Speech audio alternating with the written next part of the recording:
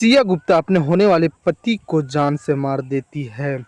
घूमने के लिए लोहागढ़ किले लेके जाती है और अपना बॉयफ्रेंड जिसको बता रखी थी कि लोहागढ़ के किला जो है वह सबसे ऊंचाई से वह खाई 340 किलोमीटर फीट नीचे है।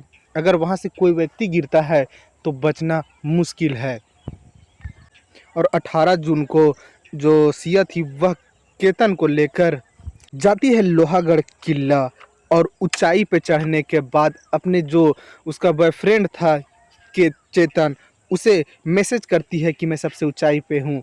और जो चेतन था वह उसी के पीछे पीछे चल रहा था और फोटो खींचने के लिए बोलता है अपने होने वाले पति को सिया।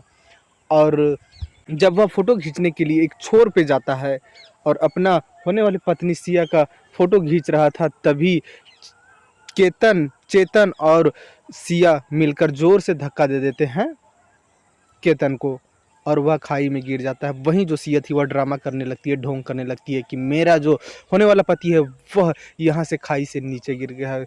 जो सिया थी वह फ़ोन लगाती है अपने होने वाले ससुराल, अपने पापा मम्मी को, सभी को बताती है। सारे लोग उस जगह पे पहुँचने का तैयारी करते हैं, पुलिस को बताया जाता है, पुलिस आती है और उस खाई के नीचे उतरती है और चेतन के बॉडी को बरामद करती है, उसे पोस्टमार्टम के लिए भेजती है। इधर जो केतन के परिवार वाले थे वह शोक सभा में जुट जाते हैं कि हमारे बेटे के साथ ऐसा हादसा हो गया। लेकिन जो केतन था वह एक्सपर्ट था, वह कई बार इस तरह के किले पे घूम के आया हुआ था। उन लोग के जो केतन के घर वालों थे उन लोग को यह बात हजम नहीं हो रहा था। जो एक शोक सभा रखा गया था केतन के घर पे, जब केतन के लाश का पोस्टमार्टम हुआ और केतन के परिवार वालों को सौंप दिया गया और एक्सीडेंटल केस बनाया गया और पोस्टमार्टम में भी खाई में गिरने की वजह से काफ़ी ज़्यादा चोट लगने की वजह से मौत हुआ था, एक्सीडेंटल डेथ बताया गया था। इस वजह से केतन के परिवार वालों को फिर उसका बॉडी दिया जाता है। ये लोग अंतिम संस्कार करते हैं और एक शोक सभा रखते हैं। उसमें सिया भी शामिल होती है। जो सिया थी उसके जो चेहरा था वह कुछ और ही बता रहा था। जो केतन के बहन थी वह सिया से पूछ बैठती है कि मेरे भाई के साथ उस किले पे क्या हुआ था। और जो सिया थी वह घबरा जाती है और वह उल्टा सीधा जवाब देने लगती है। उसकी बहन को शक होता है और अपने पापा को किनारे लेकर जाती है जो केतन के बहन थी और बोलती है कि हमें भाभी पर शक है।